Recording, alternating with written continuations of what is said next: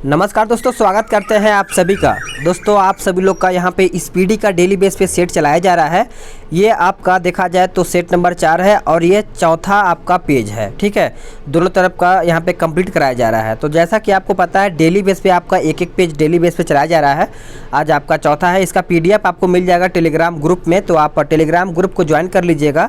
अगर ज्वाइन नहीं हो पा रहा है तो टेलीग्राम पर जाइएगा, GK विद सूरज लिखिएगा, मेरा लोगो आएगा। वहाँ पर करीबन 4000 वहाँ पर सब्सक्राइबर हैं, तो वहाँ से आप जाकर के जुड़ के वहाँ से आप PDF भी प्राप्त कर पाएंगे। ठीक है, मैं आपको बार बार बोलूँगा कि आप जितना आप घर पे रिवीजन करते हैं कीजिए। अगर आपके पास बुक है स्पीडी का तो उसको पढ़िए, लेकिन जो चीज़ें सुना जाता है देखा जाता है वो ज़्यादा तरीके से याद होता है। ठीक है, तो आप इसको बस क्या करेंगे, 20 मिनट तक आप सुनते रहिए। आपको चीज़ें जो भूला हुआ है वो याद हो जाएगा, जो याद नहीं है वो मतलब जो भूल गया वो भी आपको यहाँ पे याद हो जाएगा। तो कोशिश करूँगा कि आपको चीज़ों को याद करा सकूँ जो जो आपको भूला हुआ है। चलिए देखते हैं आज का वीडियो क्या कहता है आज का।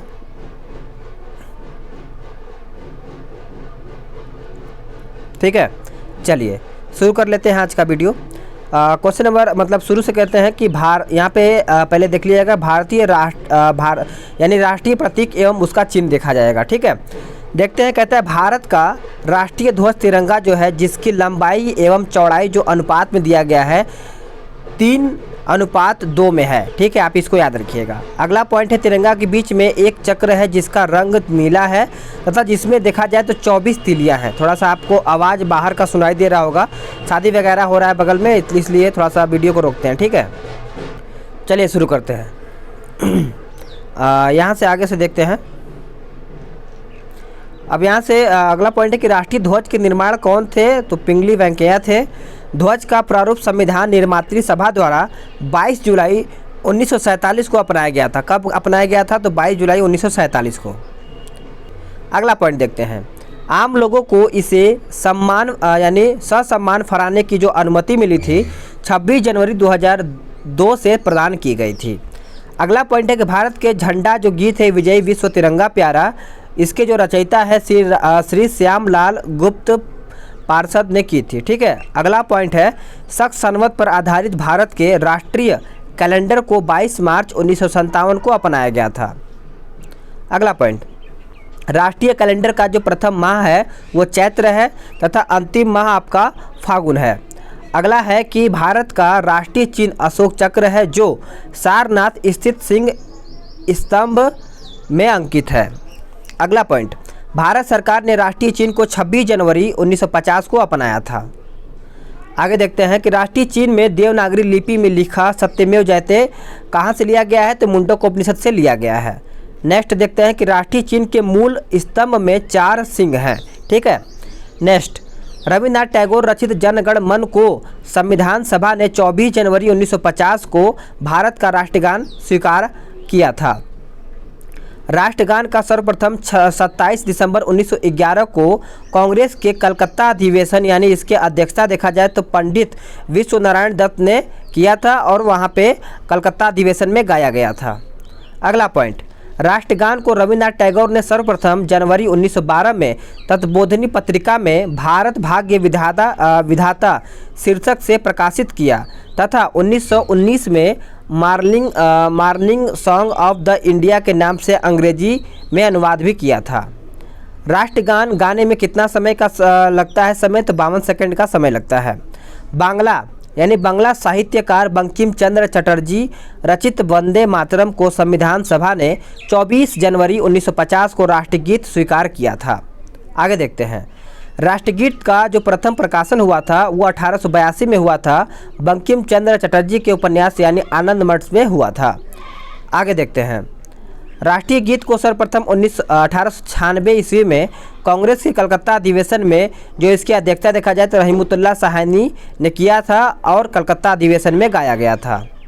अगला पॉइंट, राष्ट्रीय गीत के प्रथम जो गायक थे ओकारनाथ ठाकुर थे जिनकी धुन जदुनाथ भट्टाचार्य ने बनाई है।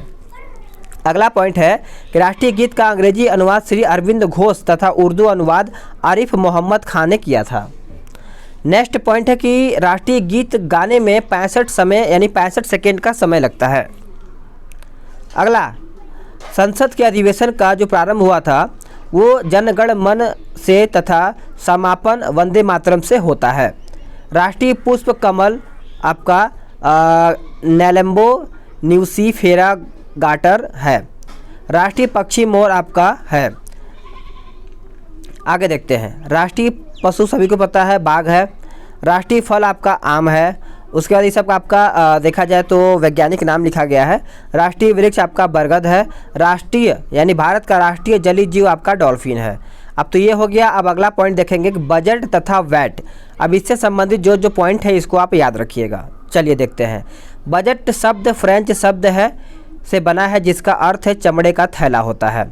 अगला पॉइंट है सबसे पहले 1803 में बजट शब्द का प्रयोग फ्रांस में आय व्यय के रूप में प्रारंभ किया गया था। अगला पॉइंट है कि बजट का प्रारंभ इंग्लैंड में माना जाता है। आगे देखते हैं। भारत में बजट पद्धति का संस्थापक देखा जाए एवं जन्मदाता जेम्स विल्सन को कहा जाता है। अगला पॉइंट, बजट लोकसभा में पेश की जाती है। कहाँ पे पेश की जाती है? तो लोकसभा में। सामान्य बजट को वित्त मंत्री फरवरी माह के अंतिम कार्य दिवस के यानी अंतिम दिवस को पेश करता है, जिसकी रचना देखा जाए तो वित्त मंत्रालय पर होता है। ठीक है। अगला है कि भारत का वित्तीय वर्ष 1 अप्रैल से प्रारंभ होता है। चलिए आगे देखते हैं। अगला है कि रेल बजट को सामान्य बजट से अलग एकवर्थ समिति की संस्तुति पर 1924 से 25 में किया गया था। स्वतंत्र भारत का पहला बजट 26 नवंबर 1947 ईस्वी को पहले वित्त मंत्री आर के संपुमुख चेट्टी ने पेश किया था। अगला पॉइंट है कि जॉन मथाई को वर्ष 1950 में गणतंत्र भारत का पहला बजट पेश करने का गौरव हासिल हुआ। अगला पॉइंट, भारत में सबसे ज़्यादा बार बजट पेश करने वाले व्यक्ति मोरारजी देसाई 10 बार थे। ठीक है, यानी 10 बार किए थे। भारत सरकार के बजट के आंकड़ों में कुल व्यय और कुल प्राप्तियों के बीच का जो अंतर है बजटीय घाटा कहलाता है। अगला पॉइंट है कि आउटकम बजट पहली बार 25 अगस्त 2005 को पी चिदम्बरम ने प्रस्तुत किया था। आगे देखते हैं। शून्य आधारित बजट का अर्थ है हर बार बिल्कुल नए सिरे से बजट तैयार करना। अगला पॉइंट है कि भारत में शून्य आधारित बजट सर्वप्रथम राजीव गांधी ने 1887 से लेकर के 88 के बीच में पेश किया था। आगे देखते हैं। बजट पूर्व आर्थिक समीक्षा केवल लोकसभा में पेश किया जाता है, राज्यसभा में नहीं पेश किया जाता है। संविधान का अनुच्छेद 112 में वार्षिक वित्तीय वितरण यानी बजट तैयार करने का उल्लेख किया गया है। आगे देखते हैं। भारत में कहता है भारत में वैट यानी अप्रत्यक्ष कर की संस्तुति 1976 में लक्ष्मीकांत झा समिति ने दी थी। वैट का संबंध बिक्री कर से है। अगला पॉइंट है कि विश्व में वैट को सर्वप्रथम लागू करने वाला देश फ्रांस 1954 में किया था। भारत में वैट 1 अप्रैल 2005 से 22 राज्यों एवं केंद्र शासित प्रदेशों में लागू है। वैट लागू करने वाला भारत का पहला राज्य आपका हरियाणा तथा अंतिम राज्य देखा जाए तो आपका उत्तर प्रदेश हो जाएगा। अगला पॉइंट है कि मॉडवेट देखा जाए तो 1 अप्रैल 2000 को सिनवैट के नाम से जाना जाता है, जिसका संबंध देखा जाए तो उत्पादन शुल्क कर से है। अगला है कर ढांचे में सुधार के लिए सुझाव देने हेतु चलैया समिति का गठन अगस्त 1991 में हुआ था। ठीक है, चलिए आगे देखते हैं कि GST goods and service tax पूरे देश में 1 जुलाई 2017 से लागू हो गया, जिसकी वर्तमान दर देखा जाए तो 5%, 12%, 18% तथा 28% है। आगे देखते हैं। अगला है हिंदी भाषा ज्ञान। ठीक है, इसको हम समझ लेते हैं। कहता है संविधान के भाग 17 के अनुच्छेद 343 के 43(1) के अनुसार संघ की राज्य भाषा हिंदी और लिपि देखा जाए तो देवनागरी लिपि घोषित की गई है। संघ की राज्य भाषा के रूप में हिंदी को 14 सितंबर 1949 को मान्यता प्रदान की गई है। भारत में सर्वाधिक बोले जाने वाली जो भाषा है वो हिंदी तथा दूसरी भाषा आपका बांग्ला है। आगे देखते हैं। भारत की तेलुगु भाषा को इटालियन ऑफ द ईस्ट कहा जाता है। अगला पॉइंट है कि पंजाबी भाषा गुरमुखी लिपि में लिखी जाती है। संविधान के 8वीं अनुसूची में 22 भाषा यानी 8वीं अनुसूची में 22 भाषा को मान्यता प्राप्त है, जबकि मूल में देखा जाए तो 14 थी। राजभाषा आयोग का गठन 1955 में किया गया था, जिसके अध्यक्ष बी जे खेर थे। हिंदी दिवस 14 सितंबर को तथा अंतर्राष्ट्रीय मातृभाषा दिवस देखा जाए तो 21 फरवरी को मनाया जाता है। अंग्रेजी को नागालैंड एवं मेघालय में तथा उर्दू को जम्मू कश्मीर में राजभाषा का दर्जा दिया गया है। भारत के प्रथम राष्ट्रकवि मैथिली शरण गुप्त हैं, जिन्हें आधुनिक युग का तुलसी कहा जाता है। सभी चीज़ों को अच्छे से समझिएगा, इंपॉर्टेंट सभी आपका पॉइंट है। आधुनिक युग की मीरा महादेवी वर्मा को तथा भारतीय आत्मा के रूप में माखन लाल चतुर्वेदी को माना जाता है। संस्कृत व्याकरण के जनक कौन है? तो पाणिनि है। अगला देखते हैं। विश्व का आदि महाकाव्य रामायण को एवं आदि कवि वाल्मीकि को माना जाता है। रामायण मूलतः संस्कृत भाषा में, जबकि रामचरितमानस अवधी भाषा में लिखी गई। ये भी इम्पोर्टेंट है। संसार का सबसे बड़ा महाकाव्य आपका महाभारत है। हिंदी का प्रथम बड़ा महाकाव्य आपका पृथ्वीराज रासो है। महाभारत के रचयिता महर्षि वेदव्यास थे। हिंदी भाषा इंडो यूरोपियन से संबंधित है। कालिदास भारत का शेक्सपियर कहे जाते हैं। आगे देखते हैं। सुमित्रानंद पंत सुकुमार कवि कहलाते हैं। विश्व की सबसे प्राचीन भाषा देखा जाए तो सुमेरियन है। केंद्रीय अंग्रेजी व विदेशी भाषा संस्थान हैदराबाद में है, जबकि institute of advance industries Shimla में अवस्थित है। भारत में आधुनिक शिक्षा के जन्मदाता चार्ल्स ग्रांट है, जो 1972 में इसका जन्म हुआ था। भारत का आइंस्टीन नागार्जुन तथा कलम का सिपाही मुंशी प्रेमचंद्र को कहा जाता है। हिंदी में आशु लिपि के जन्मदाता कौन है? तो राधे लाल द्विवेदी हैं। आगे देखते हैं। प्रथम हिंदू विधि निर्माता मनु थे। देश का प्रथम विश्वविद्यालय नालंदा विश्वविद्यालय है, जिसकी स्थापना गुप्त शासक कुमार गुप्त प्रथम ने 450 ईस्वी में किया था। विक्रमशिला विश्वविद्यालय की स्थापना पाल शासक धर्मपाल ने 9वीं शताब्दी में की थी। अगला है कि प्रथम हिंदी सम्मेलन भारत में 1975 ईस्वी में नागपुर में हुआ था। विश्व के वेटिकन सिटी में विश्व की सभी भाषाएं मान्य हैं। तो चलिए, ये भी पॉइंट आपका कंप्लीट होता है और आगे देख लेते हैं। यहाँ पे केंद्रीय सड़क के वगैरह के बारे में दिया गया है, इसको हम देख लेते हैं। कहता है केंद्रीय सड़क निधि का गठन 1929 में तथा सीमा सड़क संगठन का स्थापना 1960 में हुआ था। भारतीय पर्यटन विकास निगम देखा जाए यानी ITDC का गठन अक्टूबर 1966 ईस्वी में किया गया था। देश में सड़क मार्ग की कुल लंबाई देखा जाए तो 52.32 लाख किलोमीटर, जिसका विश्व में स्थान देखा जाए तो दूसरा है। देश में कुल 292 राष्ट्रीय राजमार्ग हैं, जिनकी संख्या 1 से 235 तथा लंबाई आपका यहाँ पे इतना दिया गया है। देश का सबसे लंबा राष्ट्रीय राजमार्ग देखा जाए तो नंबर 7 तथा सबसे छोटा राष्ट्रीय मार्ग 47A है। राष्ट्रीय राजमार्ग संख्या 1 और 2 को सम्मिलित रूप से ग्रैंड ट्रंक रोड यानी कोलकाता से अमृतसर कहा जाता है, जिसे शेरशाह ने बनवाया था। Grand trunk road Varanasi, Allahabad, Kanpur, Agra, Delhi, Ambala से होकर के गुजरती है। सड़कों की सर्वाधिक लंबाई महाराष्ट्र में है। सड़कों की न्यूनतम लंबाई देखा जाए तो सिक्किम में है। सर्वाधिक पक्की सड़कें वाला राज्य आपका महाराष्ट्र है। सर्वाधिक सड़क घनत्व वाला राज्य देखा जाए तो आपका केरला है। न्यूनतम सड़क घनत्व आपका जम्मू कश्मीर। सर्वाधिक कच्ची सड़कों वाला राज्य आपका उड़ीसा है। रोड रिसर्च इंस्टीट्यूट आपका नई दिल्ली में है। भारत के लक्षद्वीप में सड़कें कहाँ पर सड़कें नहीं हैं। भारत में वायु परिवहन की शुरुआत 1911 में हुआ था, जो इलाहाबाद से नैनी के बीच में हुई थी। वायुदूत की स्थापना 20 जनवरी 1981 को की गई थी, जिसका विलय 1992 से 93 में इंडियन एयरलाइंस में कर दिया गया था। एयर इंडिया की स्थापना 1953 में हुई थी। एशिया की सबसे बड़ी हेलीकॉप्टर सेवा पवन हंस की स्थापना 15 अक्टूबर 1985 में हुआ था। इंडियन नेशनल एयरवेज 1933 में स्थापित हुआ था। भारतीय विमानपत्तन जो प्राधिकरण हुआ था उसका गठन देखा जाए तो 1 अप्रैल 1995 को किया गया था। इस पॉइंट को अच्छे से याद रखिएगा। विश्व का बड़ा यात्री विमान देखा जाए तो एयरबस A380 है यानी 380 है। कोच्चि का हवाई अड्डा भारत का प्रथम निजी क्षेत्र का हवाई अड्डा माना जाता है। भारतीय जहाजरानी निगम लिमिटेड की स्थापना देखा जाए तो 2 अक्टूबर 1961 में हुई थी। भारतीय जहाजरानी का बेड़े की दृष्टि से विश्व में स्थान 17वां एवं एशिया में दूसरा है।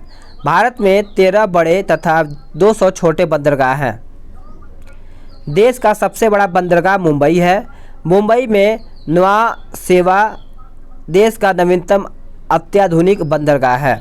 कांडला देखा जाए तो गुजरात में है, एक ज्वारी बंदरगाह है जिसे मुक्त व्यापार क्षेत्र घोषित किया गया है। सबसे पुराना एवं कृत्रिम बंदरगाह देखा जाए तो आपका चेन्नई है। मुंबई एवं कोचीन के बंदरगाह प्राकृतिक कहलाते हैं। पहला रासायनिक बंदरगाह आपका दाहेज यानी गुजरात में है। देश का सबसे बड़ा गहरा बंदरगाह आपका विशाखापट्टनम है। बड़ा पृष्ठ प्रदेश वाला देखा जाए तो बंदरगाह आपका कोलकाता है। देश का प्रथम निजी क्षेत्र स्थापित बंदरगाह आपका कामराज यानी पुराना नाम एन्नोर चेन्नई में स्थित है। चलिए भारतीय बैंकिंग देख लेते हैं, इसके बारे में थोड़ा सा समझिएगा, ये भी यहाँ से आपका प्रश्न पूछा जाता है। यूरोपीय पद्धति पर आधारित भारत का पहला बैंक ऑफ हिंदुस्तान 1770 ईस्वी में था। नेक्स्ट पॉइंट है कि सीमित देयता के आधार पर प्रथम भारतीय बैंक है अवध कॉमर्शियल बैंक 1881 था। पूर्ण रूप से भारत देश का पहला बैंक 1894 में स्थापित पंजाब नेशनल बैंक है। भारत का केंद्रीय बैंक भारतीय रिजर्व बैंक की स्थापना देखा जाए तो आरबीआई एक्ट 1934 अनुसूची 2 के तहत 1 अप्रैल 1935 को 5 करोड़ रुपए की अधिकृत पूंजी के साथ हुई थी। आगे देखते हैं कि भारतीय रिजर्व बैंक मुख्यालय मुंबई का राष्ट्रीयकरण 1 जनवरी 1949 को हुआ था। सभी चीज़ों को अच्छे समझिएगा। भारत का सबसे बड़ा सरकार का बैंकर तथा बैंकों का बैंक भारतीय रिजर्व बैंक कहलाता है, जिसका वित्तीय वर्ष 1 जुलाई से 30 जून होता है। रिजर्व बैंक के प्रथम गवर्नर ओसबॉर्न स्मिथ तथा भारतीय गवर्नर सी.डी. देशमुख तथा प्रथम महिला डिप्टी गवर्नर के.जी. उदेसी हैं।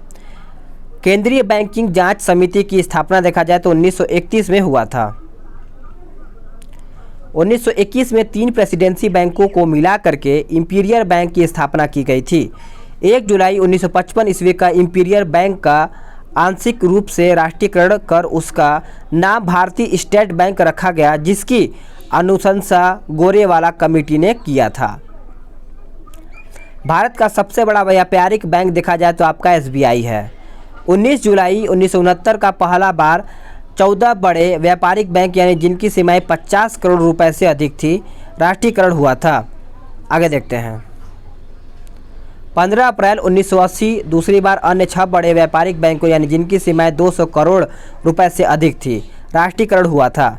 भारत में बैंकों के राष्ट्रीयकरण इंदिरा गांधी के समय में हुआ था, जिसकी संस्तुति देखा जाए तो हजारी समिति ने की थी। बैंकों के राष्ट्रीयकरण के समय L.K. झा आरबीआई के गवर्नर थे।